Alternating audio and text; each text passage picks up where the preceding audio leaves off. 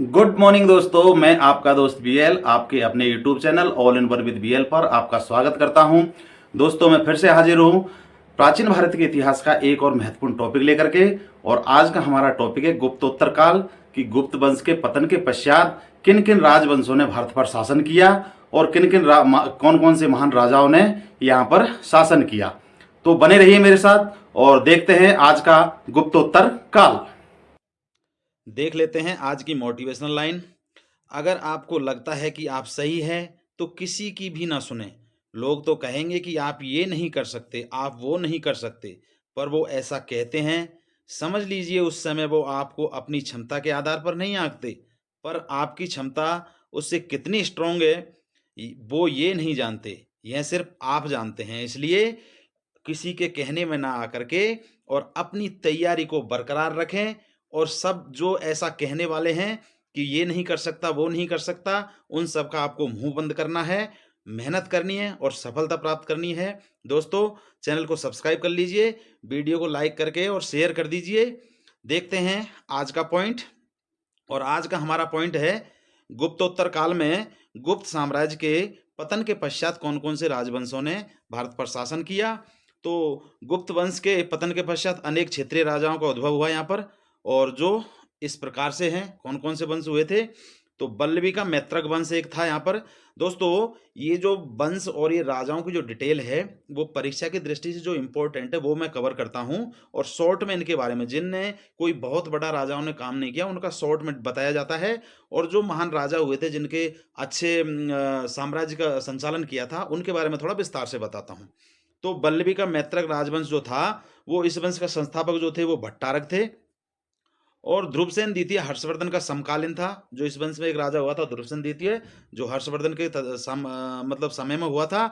और इसी समय जो हुएन सांग था वो बल्लभी की यात्रा पर आया था, बल्लभी की यात्रा की थी। ध्रुवसेन चतुर्थ ने परम भट्टारक, महाराजाधिराज, परमेश्वर तथा चक्रवर्ती की उपाधि धारण की थी। और इनके जो दरबारी कवि थे वो थे भट्टी। तो ये बल्लवी जो वंश था उसका साम्राज्य बहुत कम दिनों के लिए हुआ और उसमें ये राजा हुए थे। उसके उसके बाद एक और वंश ने शासन किया था, वो मौखरी का वंश था, मौखरी वंश। और इस वंश का जो संस्थापक था वो हरिवर्मा को माना जाता है। गृहवर्मा अंतिम मौखरी शासक था। इस वंश का जो शासक था वो गृहवर्मा था। और इसका विवाह हर्षवर्धन की बहन राजश्री के साथ में हुआ था। मतलब वही हर्षवर्धन के समय में ही ये भी शासन हुआ था। तो हर्षवर्धन की जो बहन थी राजश्री, उसके साथ में इसका विवाह हुआ था। तो इस वंश ने भी बहुत कम समय के लिए शासक किया था। तो इसमें संस्थापक हरिवर्मा थे और अंतिम शासक जो था वो अपना गृहवर्मा था। इसके बाद में उत्तर गुप्त वंश के कुछ शासकों ने भी शासन किया यहाँ पर, तो उनके बारे में कुछ जान लेते हैं, इंपॉर्टेंट टॉपिक। तो इस वंश की जानकारी का स्रोत जो है वो अफसरगढ़ और देवबनार के अभिलेख से प्राप्त होता है कि उत्तर गुप्त के वंश ने यहाँ पर शासन किया था। कृष्णा गुप्त को अफसर अभिलेख में नृप कहा जाता है। नृप नृप का मतलब भी राजा होता है। तो अफसर अभिलेख में कृष्णा गुप्त जो हुए थे इस वंश में, उनको नृप कहा गया। जीवित गुप्त ने श्री छत्तीस चूड़ामणि की उपाधि धारण की थी। एक जीवित गुप्त भी इस वंश में हुए, उन्होंने छत्तीस चूड़ामणि की उपाधि धारण की थी। देवगुप्त का उल्लेख मधुबन एवं बांसखेड़ा अभिलेख में हुआ है। एक देवगुप्त हुए थे इसमें, और उसका उल्लेख जो है मधुबन तथा बांसखेड़ा का जो अभिलेख है उसमें मिलता है। जीवित गुप्त द्वितीय को यशोवर्मन ने पराजित कर परवर्ती गुप्त वंश का अंत कर दिया। जो इस उत्तर गुप्त वंश था उसका अंत कर दिया था। और अंतिम शासक कौन रहा इसका? जीवित गुप्त। और इनको यशोवर्मन ने पराजित कर दिया था। तो ये गुप्त वंश का भी अंत हो गया। इसके बाद में थानेश्वर में एक वंश का जन्म हुआ था, वो था वर्धन वंश। और वर्धन वंश में देख लेते हैं कि इस वंश के जो संस्थापक थे वो पुष्यभूति को माना जाता है। और हरियाणा के अंबाला जिले में जो थानेश्वर जगह है, थानेश्वर नामक स्थान है, वहां पर पुष्यभूति वंश की स्थापना की गई थी प्राचीन समय में। यहाँ पर जो वर्तमान में थानेश्वर जो जगह है अंबाला में है, वहां पर इस वंश की स्थापना की गई थी। राज्यवर्धन के पश्चात 16 वर्ष की उम्र में 606 ईस्वी में हर्ष को थानेश्वर का राजा बनाया गया था। मतलब जब इस वंश की स्थापना होने के बाद में 16 वर्ष की अवस्था में ही हर्ष को यहाँ का थानेश्वर का शासक बनाया था। हर्ष और चालुक्य राजा पुलकेशन द्वितीय के बीच 623 ईस्वी में नर्मदा नदी के पास में जिसमें हर्षवर्धन पराजित हुआ था, एक युद्ध हुआ था और युद्ध में हर्षवर्धन पराजित हुआ था। और ये जानकारी हमें जो एहोल का शिलालेख है उससे मिलती है। तो हर्ष और चालुक्य राजा पुलकेशिन द्वितीय के बीच में 623 ईस्वी में नर्मदा नदी के पास एक युद्ध हुआ था जिसमें हर्षवर्धन पराजित हुआ, और ये जानकारी हमें एहोल शिलालेख से मिलती है। हर्ष को उत्तरी भारत का स्वामी कहा जाता था। जो हर्ष था ये थोड़ा सा प्रतापी शासक था, इसने अच्छे काम किए थे, तो इसे उत्तरी भारत का क्या है, स्वामी कहा जाता था। हर्ष की उपाधि शिलादित्य तथा परम भट्टारक मगध नरेश थी। इसने उपाधि धारण की थी, एक शिलादित्य की थी और परम भट्टारक मगध नरेश की उपाधि इसने धारण की थी। हर्ष ने सुप्रभा स्रोत तथा अष्टमहाश्री चैत्य संस्कृत स्रोत नामक 2 ग्रंथों की रचना भी की थी। विद्वान भी थे, तो इन्होंने ये 2 ग्रंथों की रचना भी की। प्रियदर्शिका रत्नावली तथा नागानंद नामक 3 संस्कृत नाटक ग्रंथों की रचना भी हर्ष के द्वारा की गई थी। मालवा के शासक देवगुप्त ने गृहवर्मा की हत्या कर दी थी और राजश्री को बंदी बना करके कारागार में डाल दिया था। तो मालवा के शासक ने देवगुप्त की हत्या करके और उनकी पत्नी राजश्री को बंदी बना करके कारागार में डाल दिया था। शशांक जो थे वो शैव धर्म के अनुयायी थे और इसने बोधि वृक्ष में जो बोधगया में जो बोधि वृक्ष था उसको कटवा दिया था, जिसमें महात्मा बुद्ध, जिस वृक्ष के नीचे बैठ करके महात्मा बुद्ध को ज्ञान प्राप्त हुआ था उसे बोधि वृक्ष कहा गया, जो बोधगया में था। और ये शशांक ने इस वृक्ष को कटवा दिया था क्योंकि ये शैव धर्म का अनुयायी थे, शिव भक्त थे। हर्ष ने शशांक को पराजित करके कन्नौज पर अधिकार कर लिया था। जो हर्ष थे इन्होंने इनको पराजित कर दिया था शशांक को, और उसने अपनी राजधानी बना लिया था कन्नौज को।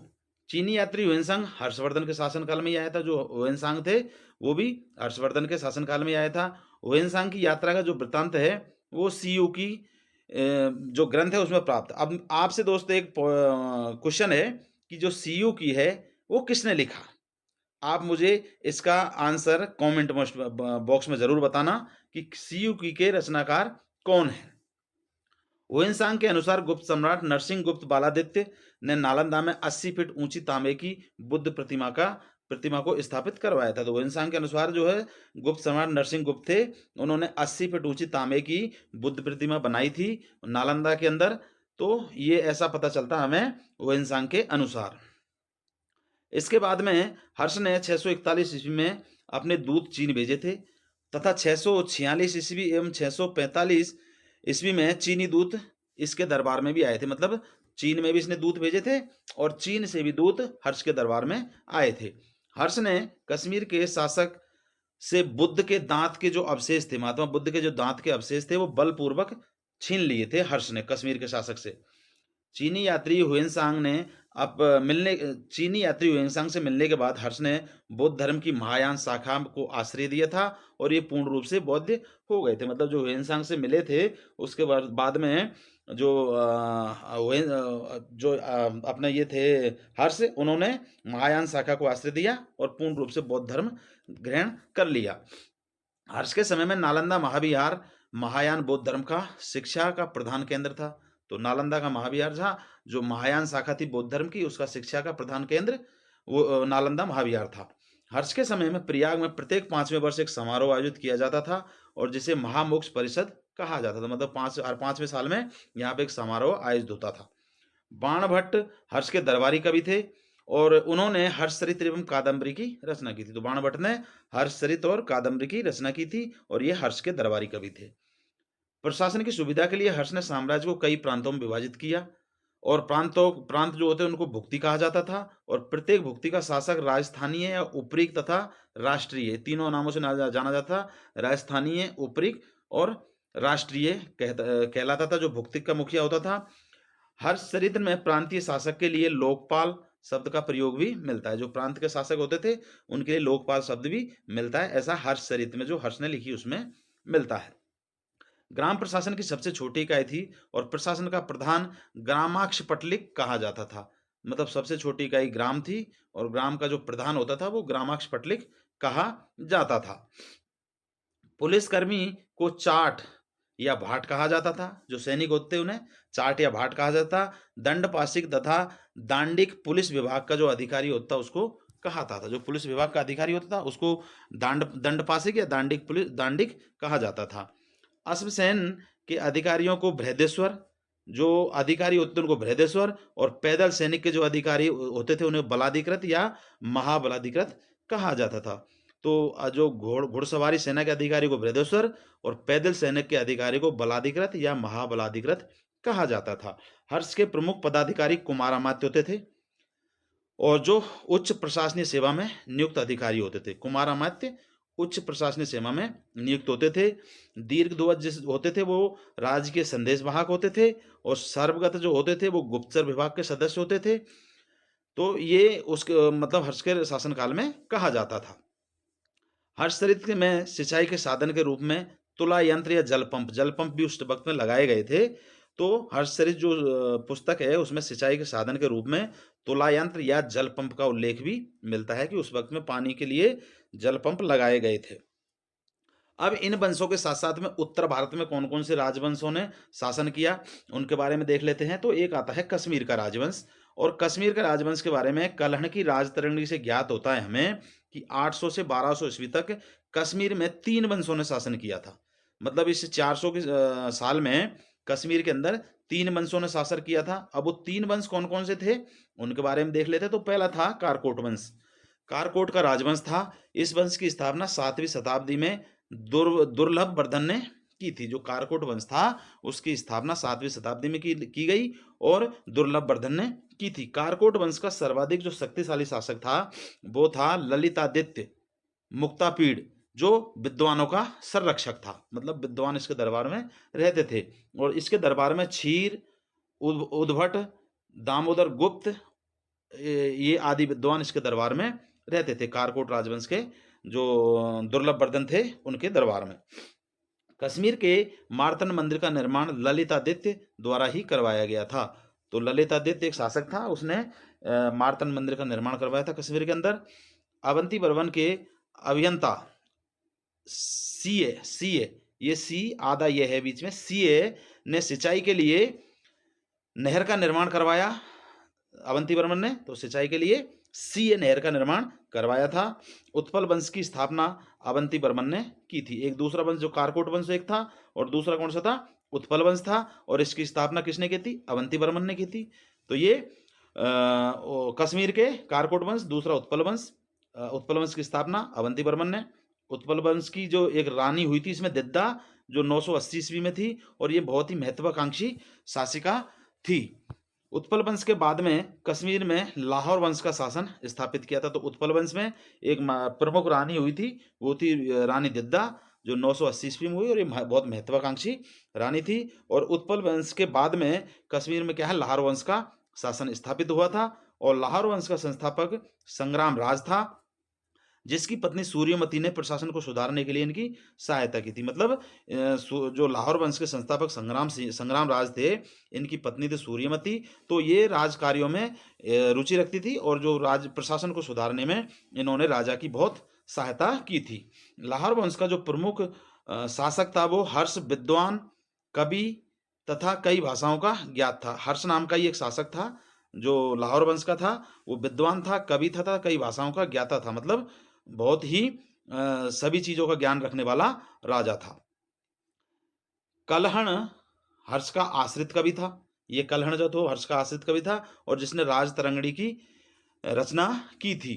जय सिंह लाहौर वंश का अंतिम शासक था। जो लाहौर वंश था उसका अंतिम शासक जय सिंह था। कलहण ने राजतरंगिणी की रचना में जय सिंह के शासनकाल की पूरी, इसमें कश्मीर के बारे में विस्तृत जानकारी मिलती है। मतलब जो कलहण ने राजतरंगिणी लिखी है, जो हर्ष के शासनकाल में था, कश्मीर वंश के शासन, कश्मीर में जो शासक था हर्ष, उसके शासनकाल में कलहण था। कलहण ने राजतरंगिणी लिखी, और इस राजतरंगिणी में जयसिंह के शासनकाल की और कश्मीर के बारे में विस्तृत जानकारी हमें मिलती है। उसके बाद में कश्मीर वंश के बाद में पाल वंशों ने भी भारत के अंदर शासन किया, और उन्होंने कहाँ कहाँ किया तो उसके बारे में भी देख लेते हैं। तो पाल वंश ने क्या किया है, बंगाल में अराजकता फैल जाने पर 550 से 770 ईस्वी में जनता ने दयिता विष्णु के पौत्र और सेनापति व्यास के पुत्र गोपाल को शासक बना दिया था। मतलब बंगाल में अराजकता फैली तो जनता ने क्या किया, विष्णु के पौत्र और सेनापति व्यास के पुत्र गोपाल को शासक बना दिया था, और इसकी राजधानी रख दी थी मुंगेर। तारनाथ के अनुसार गोपाल ने औदंतीपुरी का प्रसिद्ध बिहार बनवाया। औदंतीपुरी में एक बिहार का निर्माण करवाया था, वो करवाया था गोपाल ने। धर्मपाल एक शासक हुआ था 770 से 810 ईस्वी तक, और ये गोपाल का ही उत्तराधिकारी था एवं पाल वंश का सबसे शक्तिशाली शासक यही हुआ था। और गुजरात के कवि सोड्डल ने इसे उत्तरापत स्वामी भी कहा था। तो मतलब जो गोपाल थे उनका उत्तराधिकारी था धर्मपाल, और जिसने लगभग 40 साल तक शासन किया, और ये पाल वंश का सबसे शक्तिशाली शासक था। और इसमें गुजरात का कवि था एक सोड्डल, इसने इनको उत्तरापत स्वामी भी कहा था। इसके बाद में धर्मपाल की जो राज्यसभा में प्रसिद्ध बौद्ध लेखक हरिभद्र निवास करते थे। धर्मपाल की राज्यसभा में हरिभद्र भी रहते थे। धर्मपाल ने विक्रमशिला तथा सोमपुरी जो पहाड़पुर में है उन बिहारों की स्थापना भी की।